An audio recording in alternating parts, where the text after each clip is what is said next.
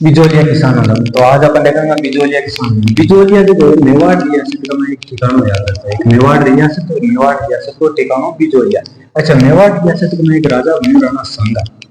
सांगा के टाइम में राणा सांगा को एक दोस्त हो, दोस्त का नाम अशोक परमार।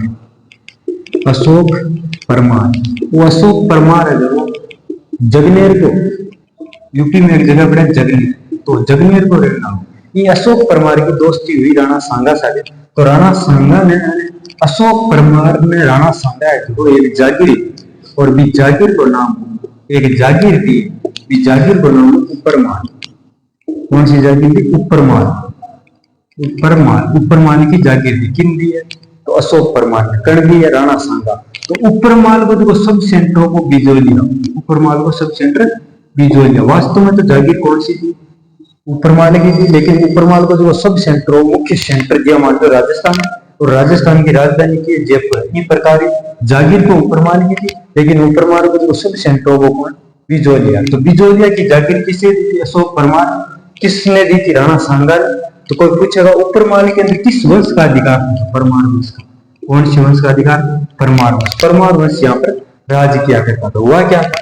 ये मान लो कोई रियासत है, इस रियासत के अंदर दो भाग होते। एक के अंदर तो सीधा राजा बैठता, और राजा जिसके ऊपर सीधा कंट्रोल होता उस भूमि को बोलते खालसा भूमि। उस भूमि को बोलते खालसा भूमि। एक भाग जिसके अंदर राजा नहीं बैठता, जिसके अंदर राजा के भाई बंधु रिश्तेदार जो भी बैठते अलग अलग ठिकानों के अंदर विभाजित होता, उस भूमि को बोलते जागीरी भूमि।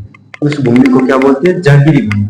तो ये जो जागीरी भूमि, जागीरी भूमि के ऊपर जिसका अधिकार होगा उसको बोलेंगे जागीरदार। जागीरदार। तो ये जो अशोक परमार है ना, ये उपरमाल का बना था जागीरदार, और बनाया किसने? राणा सांगा ने। राणा सांगा ने इसे कब दी? तो ये अशोक परमार को राणा सांगा ने कौन सी जागीर दी? उपरमाल की जागीर। उपरमाल की जागीर कौन सी रियासत में आती? तो मेवाड़ रियासत का हिस्सा था।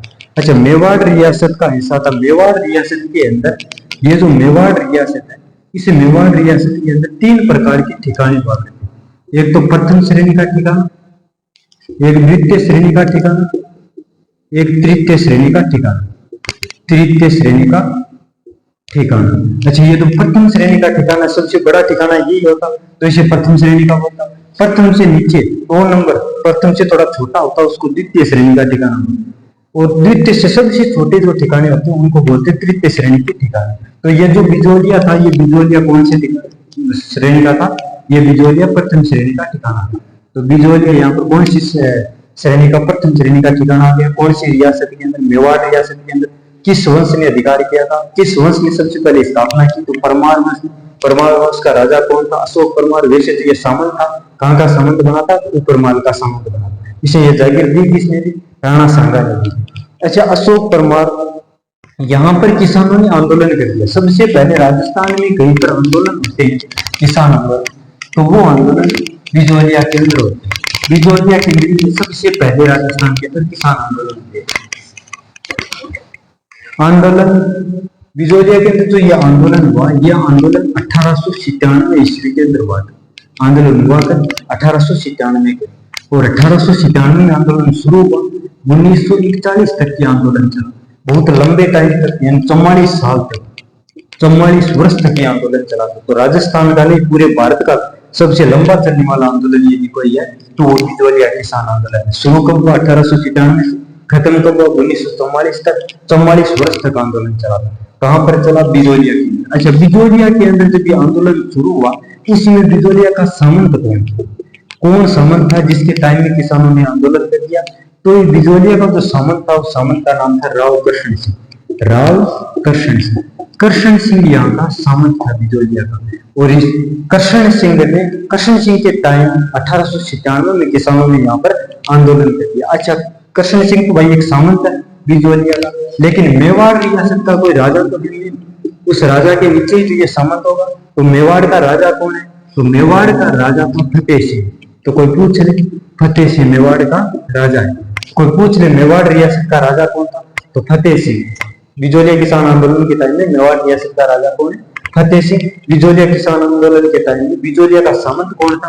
तो बिजोलिया का सामंत था राव कृष्ण सिंह। अच्छा, यहाँ पर बिजोलिया के अंदर जो किसानों ने आंदोलन किया, उस आंदोलन के दौरान यहाँ पर बिजोलिया के अंदर किस किसानों ने आंदोलन किया? अधिकतर जाति के कौन से किसान थे जिन्होंने यहाँ पर आंदोलन किया? तो कहते हैं धाकड़ जाति के जो किसान है ना, धाकड़ जाति के किसानों ने यहाँ पर आंदोलन किया। कौन सी जाति के किसानों ने आंदोलन किया? धाकड़ जाति। बिजोलिया जो है, वर्तमान में बिजोलिया है भीलवाड़ा के अंदर। भीलवाड़ा जो जिला है, इस भीलवाड़ा जिले के अंदर बिजोलिया आता है। लेकिन पहले कौन सी रियासत में आता? तो पहले मेवाड़ रियासत के अंदर आया था, और अब कौन से जिले के अंदर आ गया? अब भीलवाड़ा जिले के अंदर आता है। तो यह ध्यान रखा, आंदोलन की शुरुआत 1897 के अंदर 1941 तक चला था। 44 वर्षों तक आंदोलन चला था। इस टाइम जब आंदोलन की शुरुआत हुई थी, उस टाइम राव करसन सिंह यहाँ का सामंत था। राजा उस समय मेवाड़ का था फतेह सिंह, और जो धाकड़ जाति के किसान थे वो यहाँ पर आंदोलन करते हैं। धाकड़ जाति के किसानों ने यहाँ पर आंदोलन शुरू किया था। और वर्तमान में बिजोलिया कहाँ पर आते? कौन से जिले के अंदर आता है? तो भीलवाड़ा जिले के अंदर आता है। वर्तमान में जो बिजोलिया वो भीलवाड़ा जिले के अंदर। अच्छा, ये जो आंदोलन है 1897 से लेकर 1941 तक ये आंदोलन चला, काफी लंबा चला। तो हम इसे एक साथ भी नहीं पढ़ सकते। हम कहते हैं कि ये जो आंदोलन है इसको 3 चरणों में बांटा गया। 3 चरण, अलग अलग चरण है। इसका पहला चरण प्रथम चरण कब से कब तक रहा? प्रथम चरण। इसका दूसरा चरण कब से कब तक रहा? दूसरा चरण भी देख लेते हैं। दूसरा चरण और इसका तीसरा चरण, तीसरा चरण। तो पहला चरण, दूसरा चरण और तीसरा चरण। पहला चरण तो आंदोलन जब शुरू हुआ तभी से होगा। तो 1897 में पहला चरण शुरू हुआ था। कब से कब तक? 1897 से लेकर 1915 ईस्वी तक। 1915 ईस्वी तक ये पहला चरण चला था। पहला चरण कब? 1897 से 1915 ईस्वी तक। अच्छा, दूसरा चरण है वो 1916 से लेकर, भाई 1915 के अंदर तो ये खत्म हुआ, तो 1916 से लेकर 1923 ईस्वी तक ये दूसरा चरण। तीसरा चरण कब तक है? तो 1924 से लेकर और 1941 के लिए खत्म हो गया था। तो तीसरा चरण 1924 से लेकर 1941 ईस्वी तक। ये पहला चरण है। प्रथम चरण 1897 से 1915। दूसरा चरण कब है? 1916 से लेकर 1923। और तीसरा चरण कब है? 1924 से लेकर 1941 ईस्वी तक ये तीसरा चरण चला। तो हम एक एक चरण को अलग अलग पढ़ेंगे, अलग अलग चरण की। भाई ये आंदोलन के 3 चरण है, तीनों चरणों को हम अलग अलग पढ़ेंगे। पहला जो ये पहला चरण हम पढ़े 1897 से लेकर 1915 ईस्वी तक, बिजोलिया किसान आंदोलन का पहला चरण। तो पहला चरण पढ़ लेते हैं। पहले प्रथम चरण बिजोलिया किसान आंदोलन का प्रथम चरण कब से कब तक है ये प्रथम चरण? तो 1897 के अंदर आंदोलन शुरू हुआ था और 1897 से लेकर 1915 तक चला था। तो पहला चरण 1897 से 1915। अच्छा, चरण तो हम बाद में देखेंगे। आंदोलन होने के प्रमुख कारण क्या थे? तो सबसे पहले आंदोलन होने के प्रमुख कारण क्या थे? ये कारण देख लेते हैं। बिजोलिया के अंदर सबसे पहले आंदोलन क्यों हो गया था? कोई तो कारण रहा होगा, किसानों के साथ में कोई तो अत्याचार हुआ होगा, तभी तो आंदोलन किसान कर रहे हैं। तो क्या कारण? तो कारण के लिए कहा जाता है कि इस यहाँ बिजोलिया के अंदर 84 प्रकार के टैक्स लिए जा रहे हैं। 84 प्रकार, कितने प्रकार के टैक्स है? 84 प्रकार के। 84 प्रकार के टैक्स बहुत ज्यादा होते हैं, अलग अलग प्रकार की। यदि एक टैक्स के अंदर 1 पैसा भी लगता होगा, 1 रुपये भी लगता होगा, तो 84 रुपये तो टैक्स के अंदर लगते थे। तो 84 प्रकार के टैक्स लिया जा रहा था बिजोलिया के अंदर। इस वजह से किसान के अंदर ऐसा होता था। और क्या कारण था? कि यहाँ पर भू राजस्व कर अधिक था। कौन सा कर अधिक था? भू राजस्व। तो यहाँ पर भू राजस्व कर ज्यादा लिया जा रहा है। अच्छा, भू राजस्व क्या होता? तो भू राजस्व मान लो ये रियासत है, इस रियासत के अंदर एक तरफ जो भूमि खालसा है, एक तरफ खालसा भूमि और एक तरफ कौन सी भूमि है? जागीरी भूमि। भूमि कोई सी भी हो, इस भूमि पर पूरी पर रियासत पर किसका अधिकार होगा? तो रियासत पर तो पूरी पर राजा का ही अधिकार होगा। राजा जो भी ये जमीन है, ये जमीन खुद तो बोल नहीं सकता, तो राजा ये जमीन किसको देगा? जमीन किसको देगा? राजा देगा किसान को ये जमीन देगा। लेकिन किसान इस जमीन के बदले में राजा को क्या देगा? तो राजा को एक टैक्स देगा। उस टैक्स का नाम क्या? भू राजस्व का। किसान राजा को जमीन के बदले में एक टैक्स देगा। उस टैक्स का नाम क्या? भू राजस्व कर। तो वो जो भू राजस्व कर है वो किसानों के ऊपर ज्यादा बढ़ा दिया था राजा ने, इसलिए ये आंदोलन हो गया था, भू राजस्व कर अधिक होने की वजह से। अच्छा, और क्या कारण था? और यहाँ पर लाटा खूंटा का प्रयोग किया जा रहा था। लाटा खूंटा, ये क्या होता है? लाटा खूंटा लाटा गुंता मानो किसान भू राजस्व लेते, भू राजस्व के अंदर राजा का कोई अधिकारी जाता और किसान के पास में जाकर कहता भाई तेरी फसल कितनी हुई है, तो किसान कहता भाई देख ले खेत के अंदर कितनी फसल है वो देख ले। तो किसान राजा का जो भी अधिकारी जाता वो किसान के खेत में जाके देखता और जाकर कहता कि यार तेरे खेत अभी तो निकाले नहीं, लेकिन मैं एक अंदाजिया लगाता हूँ।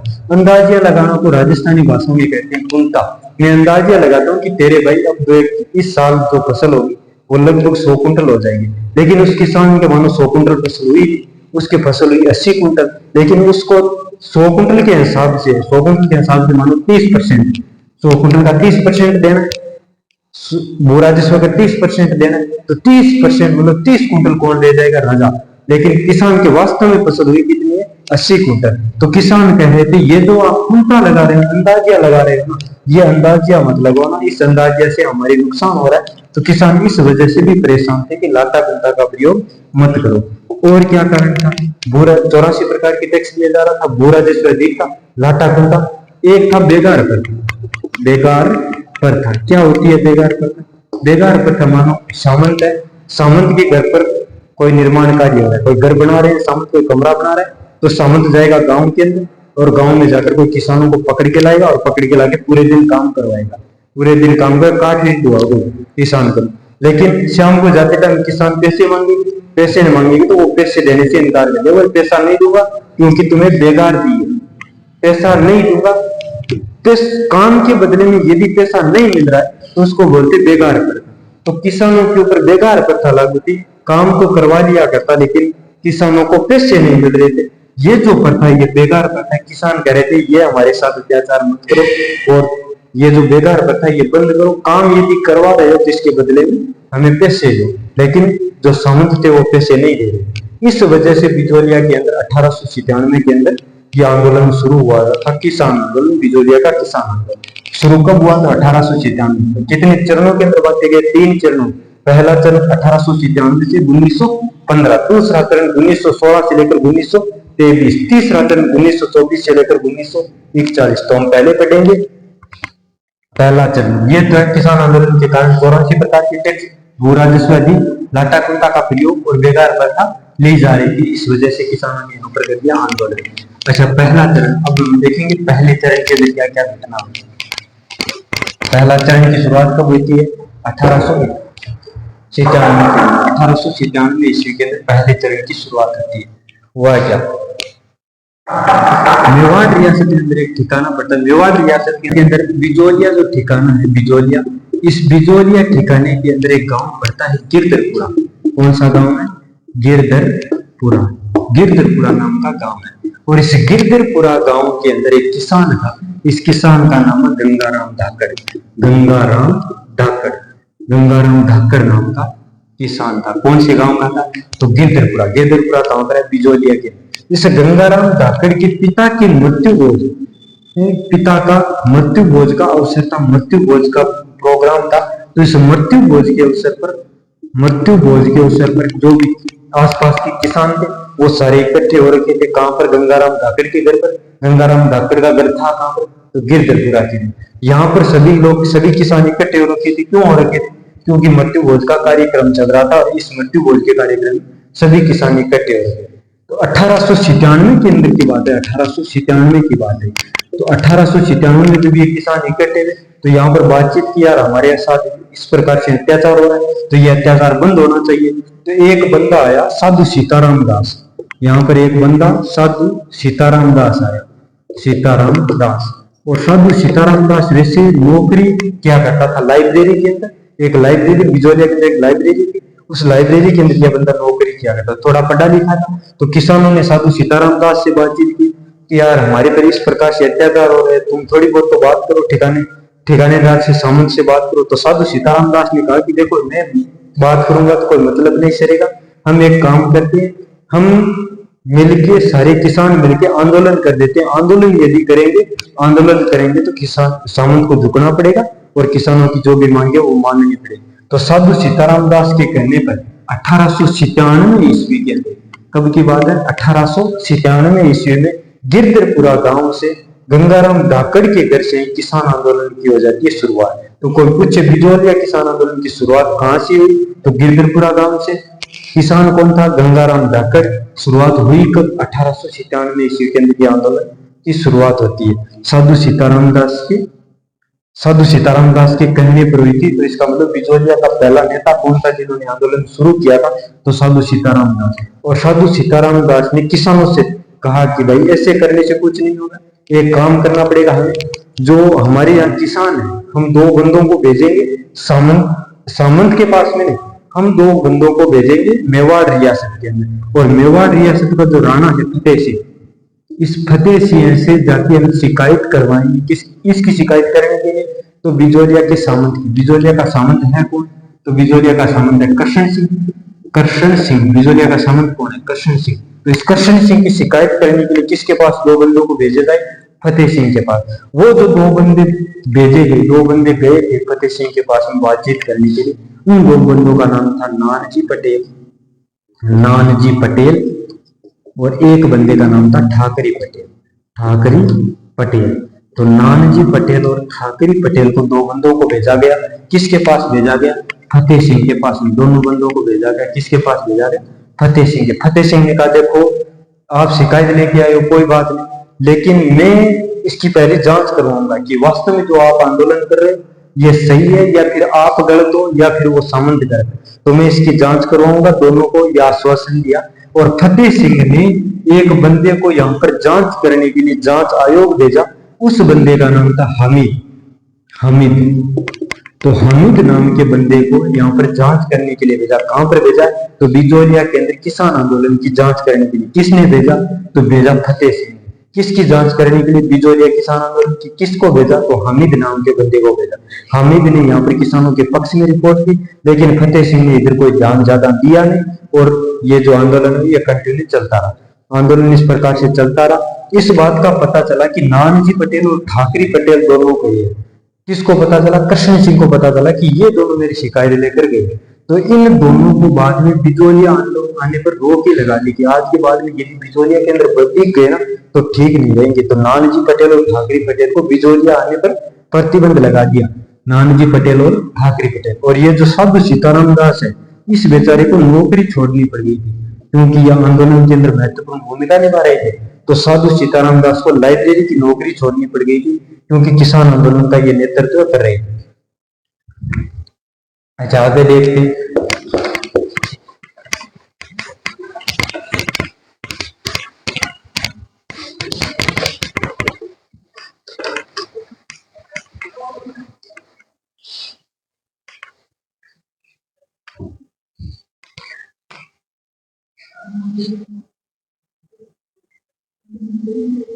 आंदोलन की शुरुआत किसके टाइम में होती है, तो राव कृष्ण सिंह के टाइम। यहाँ का सामंत कौन है, कृष्ण सिंह। तो राव कृष्ण सिंह के टाइम आंदोलन की शुरुआत होती है। अच्छा, राव कृष्ण सिंह ने 1903 ईस्वी के अंदर एक नया टैक्स लगा दिया था, एक कर लगा दिया, नया कर किसानों के ऊपर। क्या कर लगा दिया, राव कृष्ण सिंह ने कहा कि अब देखो आपके घर में यदि चौरी मंडी, क्या मंडी की, चौरी, एक नया टैक्स लगाया, उस टैक्स का नाम दिया चौरी कर। ये क्या होता है चौरी कर के, आपके घर में यदि कोई चौरी मंडी, चौरी क्या होती है, यदि किसी लड़की की शादी होती है तो घर में एक अग्नि वेदिका बनाई जाती है, गोल अग्नि वेदिका, उसके चारों ओर वर व वधू फेरे लेते हैं, जिसको हम बोलते हैं चौरी। तो किसी किसान के घर में यदि चौरी मंडी तो उसके ऊपर टैक्स लगाया जाएगा, उस टैक्स का नाम दे दिया चौरी कर। यह लगा था तो 1903 के अंदर लगाया, किसने, कृष्ण सिंह ने लगाया। कौन सा कर लगाया, चौरी कर। कोई पूछेगा चौरी कर की शुरुआत किसने की, राव कृष्ण सिंह ने। कब की, 1903 के अंदर। किसान इससे बड़े नाराज हुए और नाराज होकर कहा कि हम तो इस बिजोलिया के अंदर रहेंगे नहीं और हम चलेंगे जाएंगे कहीं और स्थान पर। तो 200 किसान यहाँ से नाराज होकर और मालवा की तरफ चले गए थे, वहां उधर मालवा की तरफ चले गए। तो मालवा की तरफ जब ये चले गए तो 200 किसान चले गए, तो यहाँ 200 किसानों की खेती कौन करेगा। तब कृष्ण सिंह की बुद्धि आई और कृष्ण सिंह ने 200 किसानों के पीछे भाग के गया और जाकर कहा यार इस प्रकार से मत करो, मैं ये जो चौरी कर है ना ये वापस ले लेता हूँ। तो ये चौरी कर वापस ले लिया। तो ये किसानों की सबसे पहली जीत थी बिजोलिया किसान आंदोलन। कौन सा कर वापस लेना पड़ गया था, चौरी कर। चौरी कर लागू किसने किया, कृष्ण सिंह ने। कब लागू किया, तो 1903 के अंदर लागू किया था और 1903 के अंदर ही वापस लेना पड़ गया था। ये किसानों की थी पहली जीत, इसे वापस लेना पड़ गया था क्योंकि 200 किसान चले गए थे मालवा की तरफ। अच्छा, राव कृष्ण सिंह की 1906 ईस्वी के अंदर हो गई थी मृत्यु। ये इसकी मृत्यु हो गई 1906 ईस्वी के अंदर, इसकी मृत्यु हो गई। और मृत्यु होने पर राव कृष्ण सिंह के स्थान पर नया सामंत बना, उसका नाम था पृथ्वी सिंह। नया सामंत बना और नए सामंत का नाम क्या है? पृथ्वी सिंह। पृथ्वी सिंह नाम का एक नया सामंत बना। अच्छा, ये जो पृथ्वी सिंह है, होता क्या, वो मान लो ये रियासत है, इस रियासत के अंदर राजा है, यहाँ तो राजा होगा, लेकिन राजा अपने भाई बंधुओं को छोटी छोटी जागीर देगा, छोटी छोटी जागीर देगा। तो ये मान लो बिजोलिया जागीर, ये छोटी छोटी जागीर अलग अलग बंधुओं को दी जाएगी, तो ये बिजोलिया है। तो यहाँ पर कृष्ण सिंह की हो गई 1906 के अंदर मृत्यु। अब नया सामंत कौन बना? पृथ्वी सिंह बना। तो राजा ने एक यहाँ पर टैक्स लगा रखा था सभी जागीरों के अंदर। क्या टैक्स था? कि यहाँ पर एक सामंत की मृत्यु हुई है तो उसके स्थान पर दूसरा नया सामंत आएगा। नया सामंत जब आएगा तो एक टैक्स लगेगा। कौन सा टैक्स? उस टैक्स का नाम था तलवार बंधाई। तलवार बंधाई, उस टैक्स का नाम था तलवार बंधाई कर। तलवार बंधाई मतलब कोई भी नया सामंत बनता तो उसके कमर पर एक तलवार बांधी जाती, तो उस तलवार बांधी जाती, इसलिए उस तलवार बांधने के लिए एक टैक्स देना पड़ता। किसको देना पड़ता? जो भी नया सामंत बनता वह नया सामंत देगा राजा, जो भी नया सामंत बनता। इसी तलवार बंधाई का दूसरा नाम है उत्तराधिकारी शुल्क। उत्तराधिकारी शुल्क। तो ये तलवार बंधाई कर या फिर उत्तराधिकारी शुल्क, ये उत्तराधिकारी शुल्क और तलवार बंधाई कर देते कौन? जो भी नया सामंत बनता वो किसको देता? राजा। लेकिन ये राव पृथ्वी सिंह जब राजा बना 1906 के अंदर, नया सामंत बना राव पृथ्वी सिंह, तो इस राव पृथ्वी सिंह ने ये जो तलवार बंधाई कर है, ये टैक्स लगा दिया किसानों के ऊपर। तो किसानों को कहा कि ये तलवार बंधाई कर आज के बाद में तुम्हें देना पड़ेगा, मैं तो ये सकता नहीं, और किसानों को कहा आपको देना पड़ेगा तलवार बंधाई या फिर उत्तराधिकारी शुल्क। तो इस वजह से भी किसान नाराज हो गए थे। कोई पूछेगा तलवार बंधाई कर किसने लागू किया था? पृथ्वी सिंह ने। या फिर उत्तराधिकारी शुल्क किसने लागू किया? पृथ्वी सिंह ने। कब लागू किया? तो 1906 के अंदर। कब लागू किया? 1906 ईस्वी। चौधरी कर किसने लागू किया? कृष्ण सिंह ने। कृष्ण सिंह की मृत्यु 1906 के अंदर, तो पृथ्वी सिंह ने 1906 के अंदर नया टैक्स लागू कर दिया, और वो टैक्स कौन सा है? तलवार बंधाई का।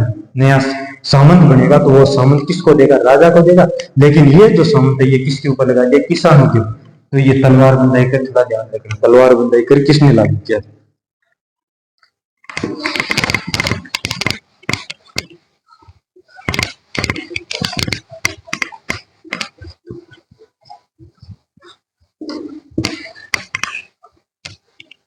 अच्छा, इस प्रथम चरण के अंदर जो बिजोलिया के अंदर प्रमुख नेता थे, वो नेता कौन कौन थे? कौन कौन नेता थे जो किसान आंदोलन का नेतृत्व कर रहे थे? तो इसमें एक जो प्रमुख नेता थे वो थे साधु सीताराम दास। साधु सीताराम दास। सीताराम दास प्रमुख नेता कौन थे? एक साधु सीताराम दास, और तो फतेहकरण चारण। फतेहकरण चारण एक नेता थे, फतेहकरण चारण, जो बिजोलिया किसान आंदोलन को संभाल रहे थे। एक थे ब्रह्मदेव।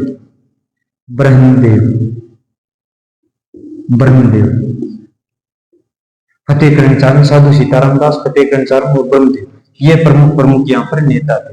तो इनमें से साधु सीताराम दास को लाइब्रेरी की नौकरी से भी निकाल दिया था, और दो बंदों को बिजोलिया पर रोक लगा दी थी। वो बंदे कौन थे? नानाजी पटेल और ठाकरे पटेल। तो इन बंदों का ध्यान रखना। पहला चरण 1897 से 1915 ईस्वी तक चला।